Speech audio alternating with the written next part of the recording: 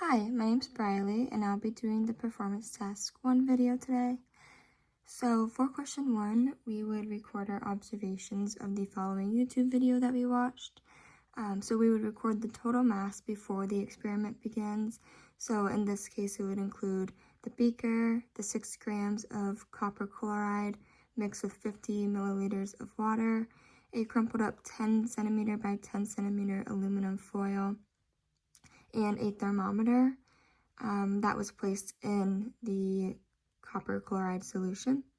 So the starting mass of this was 73.3 grams and a starting temperature of 23.5 degrees. Next, the aluminum foil was then placed into the beaker with the copper chloride, and once that chemical reaction occurred, the final mass of the entire system was 72.7 grams, and the final temperature was 58.2 degrees. So next, the question 2 is asking us to classify the steps of the experiment, either being physical or chemical reaction. So I kind of have these diagrams here that correlate with the diagrams up here. So we have copper chloride mixing with water. So that would be a physical change. So physical reaction. So this is a physical change or reaction because the compound, which is the copper chloride, is dissolving in the water, not creating a new substance. So the ions just separate in the water. So we have crumpling up an aluminum foil down here. So if this is my original piece of aluminum foil, I just crumple it up. That's a physical change as well, or physical reaction. So this is a physical reaction because crumpling up aluminum foil into a ball doesn't change only changes the shape of it, not the chemical identity. And then combining the aluminum foil ball into the copper chloride solution is a chemical change, and it's chemical because the aluminum foil reacts with the copper chloride. And you can actually see the aluminum getting like eaten away per se by the copper chloride. So this would be a chemical reaction. Question 3 is saying to give evidence that a chemical reaction did occur. So the first fact that did occur that showed that a chemical reaction happened was that the temperature increased. So a big temperature rise means that energy was released. The copper chloride and the aluminum mixed together caused an exothermic chemical reaction, which just means that the temperature did rise. So the temperature did rise by 34.7 degrees. I did that by taking the final mass, which is 58.2, and I subtracted that from 23.5. These are both in degrees. And that is a difference of 34.7 degrees. So from our starting temperature, it jumped 34.7 degrees. So that shows that the system released heat and that an exothermic chemical reaction occurred. So this was an exothermic chemical reaction. So number 2 was that the system mass changed from 73.3 grams to 72.7 grams with a total loss of 0.066 grams, which is a measurable loss after the foil was added. That suggests that matter left the measurable system. There could have been either gas, maybe some splatter, or dissolved substance that occurred from the mass, or for the mass to decrease, which is another sign of a chemical reaction occurring. So again, you just take 73.3 grams subtracted by 72.7 grams, which I can do down here.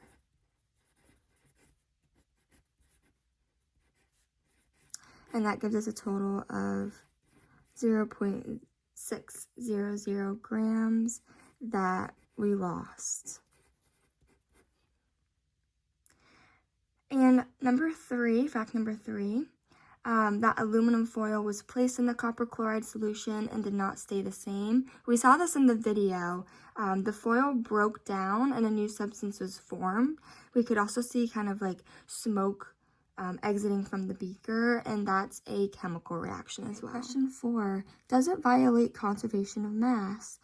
So the definition is matter cannot be created or destroyed, and we all know this is obviously true. So the mass did decrease. So starting mass again was 73.3 grams. Final mass was 72.7 grams, with the difference in mass being 0.600 grams. So the mass did decrease, but I wouldn't say it violated the conservation of mass. The missing mass could have occurred from an experimental error, such as gas could have been released, or liquid could have been splashed out of the beaker, or simply some substances could have just evaporated. Now, if the system was closed, if the beakers had a lid on them, or they did an experiment where it wasn't an open experiment, then the mass should have stayed the same.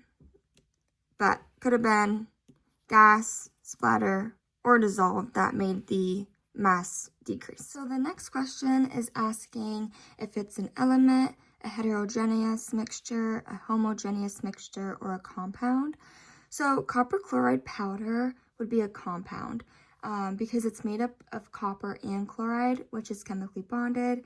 And a compound is a pure substance made of 2 or more elements chemically combined into a fixture. So this would be a compound.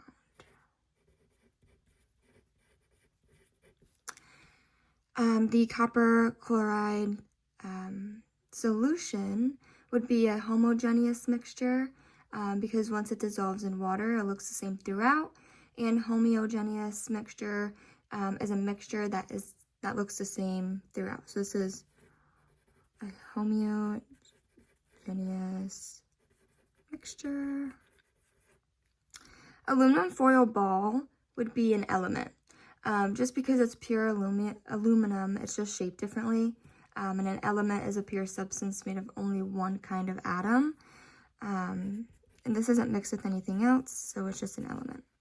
And then the copper chloride solution and the aluminum ball would be a heterogeneous mixture because the aluminum ball and the liquid solution is not evenly mixed in throughout, and it's not the same throughout.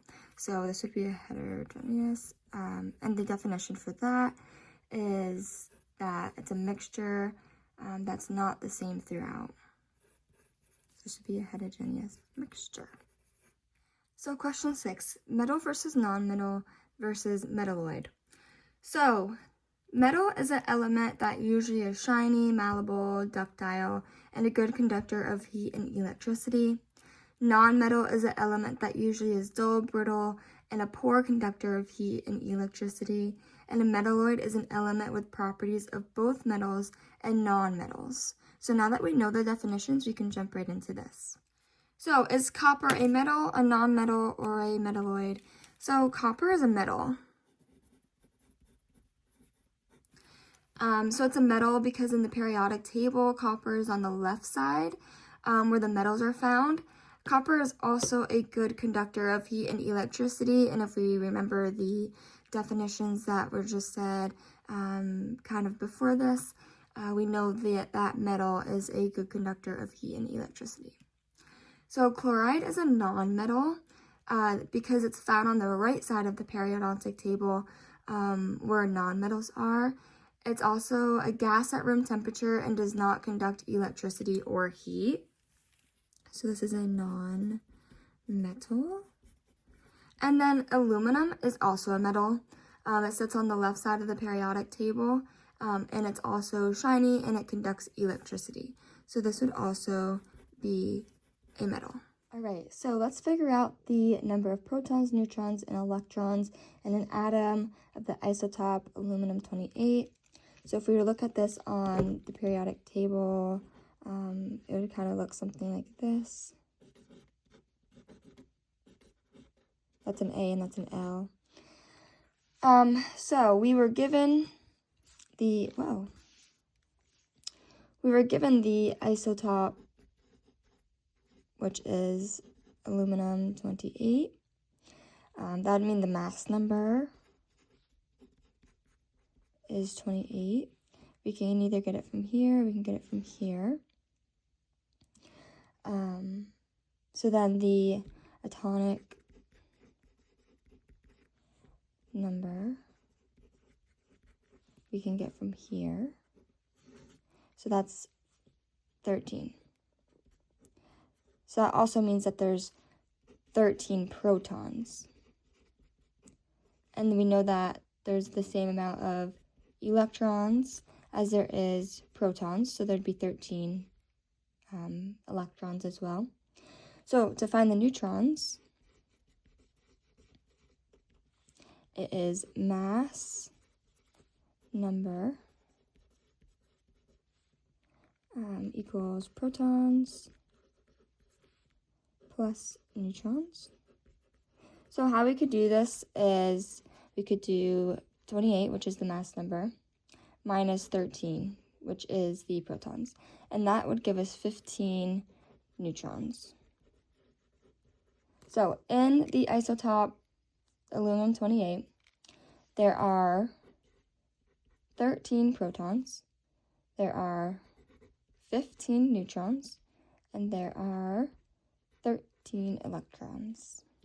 So number 8 is asking us, what is the oxidation number of the ionic species for each of the following elements when they have a charge? Explain your reasoning referencing valence electrons. So let's just go over some definitions before we start. So ionic means that atoms transferring electrons to one another. Oxidation number, it tells us how many electrons it's gained, lost, or shared. And valence electrons is electrons in the outermost shell of an atom. So let's get started. Starting with aluminum, we have the isotope aluminum and the atom for aluminum. So the atomic number would be 13. We can get that from up here. It has 13 protons and 13 electrons in the atom. Its electrons are arranged 2, 8, and 3. Aluminum has 3 valence electrons, so we can tell that by this is the outer shell, and again, valence electrons in the outermost shell of an atom. So 1, 2, 3. So it has 3 valence electrons forming Al3+. That leaves us with a full outer shell of 8 electrons, so its oxidation number is +3. So it'd be Al and then 3+. So let's do copper next. So a neutral copper has 29 protons and 29 electrons, with the atomic number being 29. Its outermost electron is in the 4th shell, and it can also lose one electron in the 3rd shell. That's why copper can form Cu+, so Cu+, by losing one of the electrons in the outermost shell, or it can be Cu2+ by losing 2 electrons. Its oxidation number can be +1 or +2 depending on how many electrons are lost. So this could be +1 or +2. And it could either lose 1 on the outside, it could lose 1 on the 3rd. So right now, let's say that our valence electron is 1. So then it'd be this one. And lastly, there's chlorine. It has the atomic number of 17, which means that there's 17 protons and 17 electrons. The atom is arranged by 2, 8, and 7. Since it has 7 valence electrons, so yep, that could be 7. Chlorine is 1 electron short of being a full octet. To become stable, it gains 1 electron by forming Cl to negative, so then it would have 8, which is a full octet. And this gives it a total of 18 electrons and a full outer shell of 8, so its oxidation number is -1. I hope you enjoyed watching.